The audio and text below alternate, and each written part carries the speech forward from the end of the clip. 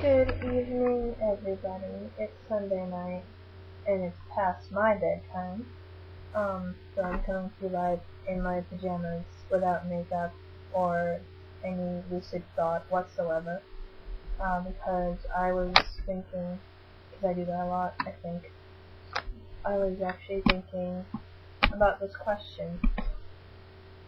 Where do we get our power as pagans, whether we practice witchcraft or whether we practice Wicca, which they are different, or where do we get our power if we are Celtic Reconstructionists or Celtic pagans, whatever one you prefer, or Native American, or just pagan effective, if we practice some sort of magic or ritual or something of, something like that. Where do we get our power?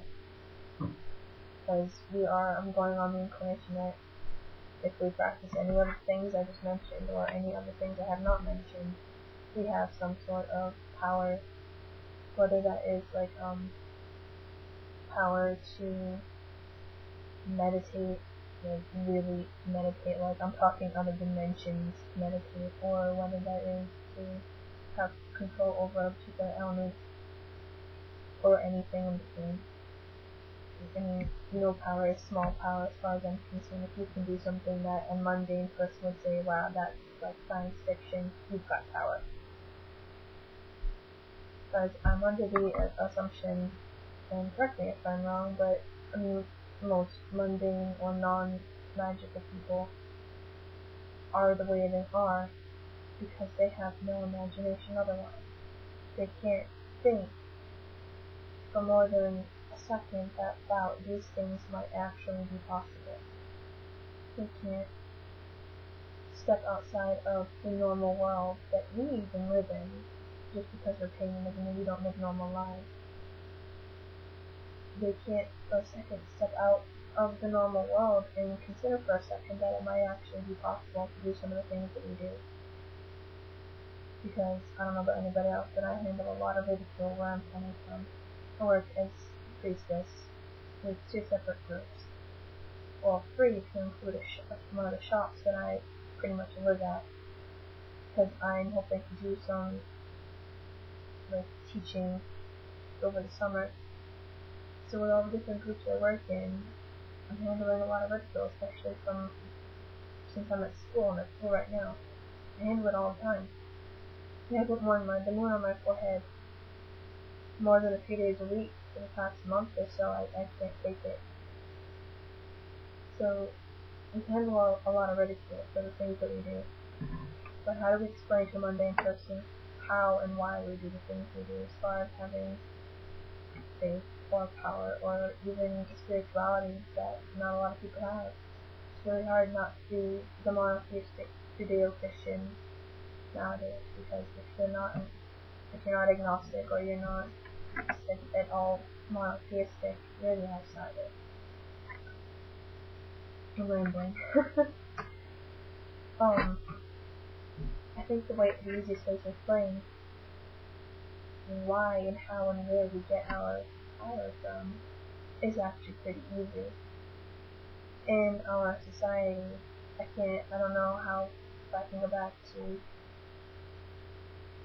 the rise of Christianity, I don't know how far back it takes, but nowadays, at the very least in our society, we seem to be conditioned from birth to be normal, to think normal, to live normal, to act normal. There are certain things that are acceptable for children. Having imaginary friends are acceptable for children.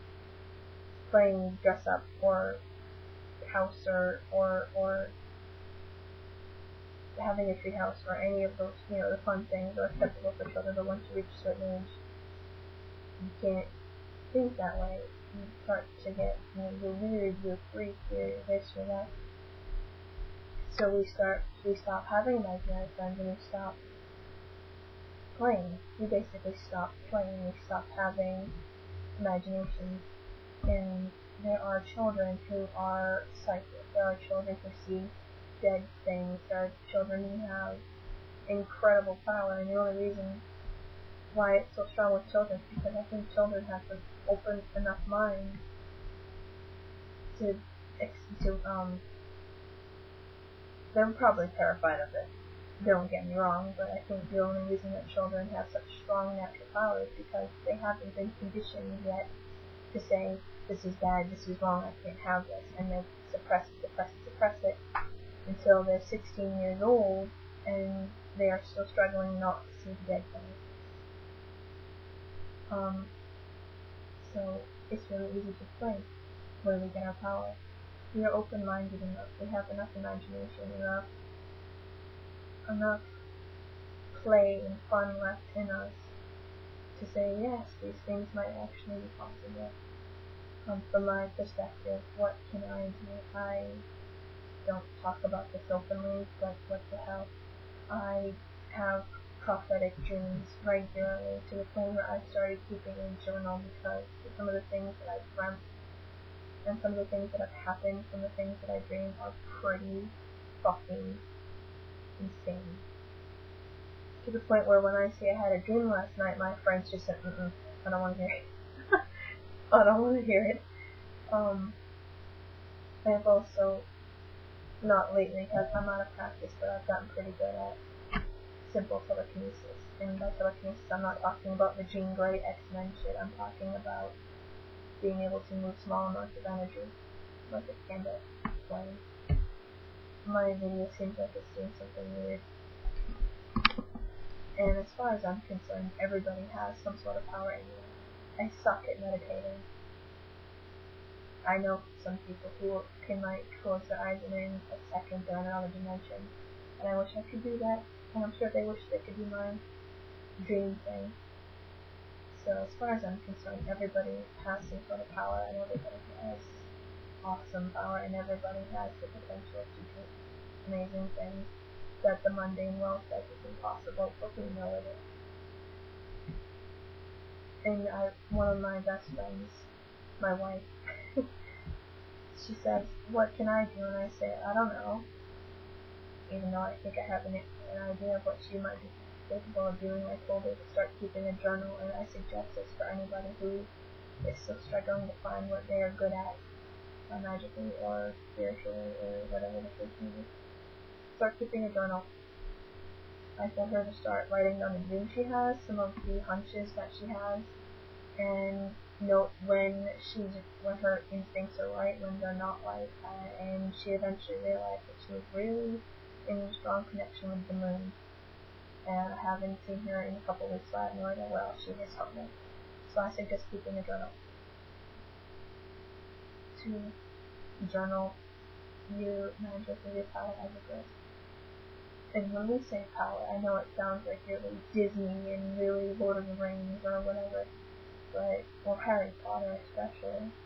All power is the ability to have some control over something or an authority over something. I have power over my dreams. I can control what I dream about. It's just a simple strength or an authority over something. It's nothing hugely mystical. And I think I've talked for about 10 minutes, So I'm gonna go to bed. And if I think of anything else, I'll post it. And if anybody has any questions, please ask me and I'll talk about them. So I hope this has cleared up a few things. If not, I'll try again when I'm not tired. Alright, so I'll see you guys later.